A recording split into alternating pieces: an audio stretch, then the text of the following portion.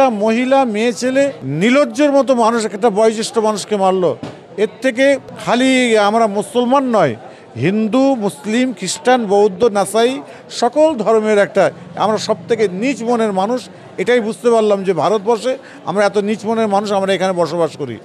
এবং অকথ্য ভাষায় তাকে গালিগালাজ করা হয়েছে, বিষয়টিকে কেমনভাবে দেখছেন? অন্যদিকে বিরোধী দলনেতা এটাকে আবার পোস্ট করে এবং দিলীপ ঘোষ পোস্ট করে উস্কানি দিচ্ছে, মেয়েটাকে বাহবা দিচ্ছে সত্য না যাচাই করে। যে এইভাবে মানুষকে অত্যাচার করা, বিশেষ করে একজন মুরব্বী বয়োজ্যেষ্ঠ মানুষ ট্রেনের মধ্যে আসছে, আর 18 থেকে 22 বছরের একটু মেয়ে ছেলে, সে আজকে তাকে চড় মারলো, তাকে ধাক্কা দিল। এটা কি জাতির কলঙ্ক নয়? এটাকে নিয়ে কি মানুষ ছেলে খেলামো করছে? অবশ্যই এটার আমরা দাবি রাখব, এই দেশ সকলের এক অধিকার, হিন্দু মুসলিম সকলের একই অধিকার এখানে। তা সেখানে আজকে আমাদের মানুষকে এইভাবে কষ্ট দেবে, এবং একটা মেয়ে ছেলে, মহিলা মেয়ে, সে একটা তার বাবার থেকে মনে হয় বয়সে বড় হবে, সে পাশে বসে আছে, সে একজন মেকানিক্যাল, একজন গাড়ি চালক, তাকে নিয়ে এইভাবে যে মারধর করলো, এ করলো, এর জন্য আমি রাজ্য সরকারকে বলবো এর যেটা পানিশমেন্ট নেওয়ার অবশ্যই নিক, এবং বিরোধী দলেরা যারা এটাকে নিয়ে সুন্দরভাবে পোস্ট করছে বা অনেক কিছু বলতে চাইছে, আমি তাদের দৃষ্টি আকর্ষণ করব, দেশ কিন্তু সবার জন্য এক। দেশের মানবতা ভালোবাসা রাখার জন্য, সর্বসময়ের জন্য এটাকে আমাদের ঠিক রাখতে হবে।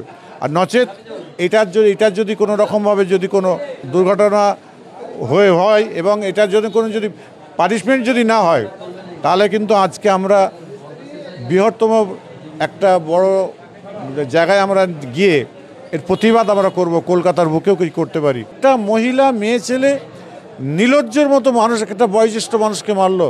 এর থেকে খালি আমরা মুসলমান নয়, হিন্দু, মুসলিম, খ্রিস্টান, বৌদ্ধ, নাসাই সকল ধর্মের একটা আমরা সব থেকে নিচ মনের মানুষ। এটাই বুঝতে পারলাম যে ভারতবর্ষে আমরা এত নিচ মনের মানুষ আমরা এখানে বসবাস করি। এটাকে ঠিক না। এটাকে অবশ্যই আপনারা যারা আছেন, যারা এটা দেখছেন, অবশ্যই সেইভাবে দেখে এই মেয়েটির যেভাবে বলেছে, যেভাবে মেরেছে, চড় মেরেছে, বয়োজ্যেষ্ঠ মেয়ে ছেলে, আপনার বয়োজ্যেষ্ঠ পুরুষ মানুষ, তাকে চড় মারলো, রোজাদার মানুষ। যারা ছিল তারা কিন্তু ভিডিও করছে, কেউ প্রতিবাদ করতে দেখলাম না। এটাই তো হচ্ছে আমাদের আদর্শ, এটাই যে আমাদের আদর্শ, যে ট্রেনে থাকা অবস্থাতে যে আপনার কি বলে তারা আজকে প্রতিবাদ করলো না কেন? কারণটা কি? এর মধ্যে কি জাতির কোনো কিছু এসে যাচ্ছে নাকি? হ্যাঁ, দাড়িওয়ালা রয়েছে বলে তার জন্য কি জাতিভেদ আসছে এখানে? খবরদার নয়, এগুলো করা অনুচিত।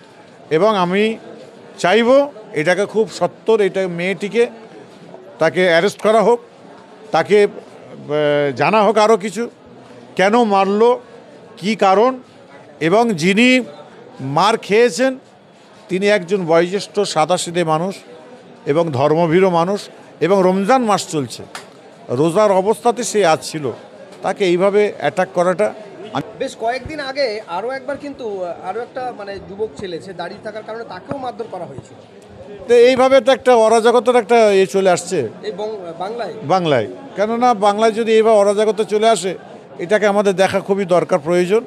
এবং সেটাকে আমাদের যিনি মুখ্যমন্ত্রী আছেন মমতা বন্দ্যোপাধ্যায়কে বলতে হবে আমাদের, যে আপনি এটাকে কি দেখুন ভালো করে, এবং এটা রাজ্য এবং সেন্ট্রাল দুটোকেই দেখতে হবে। কেন ট্রেনের মধ্যে যে ঘটনা ঘটেছে এটা হচ্ছে সেন্ট্রালের ব্যাপার। এরই জন্য অবশ্যই ফুটবল শেফ থেকে প্রতিবাদ জানাবো, বাইতুল মাল ওয়েলফেয়ার ট্রাস্টের তরফ থেকে, আরও যে সকল বড় বড় সংগঠনগুলো আছে সব সংগঠন থেকে আমার প্রতিবাদ ইনশাল্লাহ আমরা জানাবো। অল ইন্ডিয়া সুন্নাতুল জামাত থেকে আমরা প্রতিবাদ জানাবো, সর্ব জায়গা থেকে জানাবো ইনশাল্লাহ।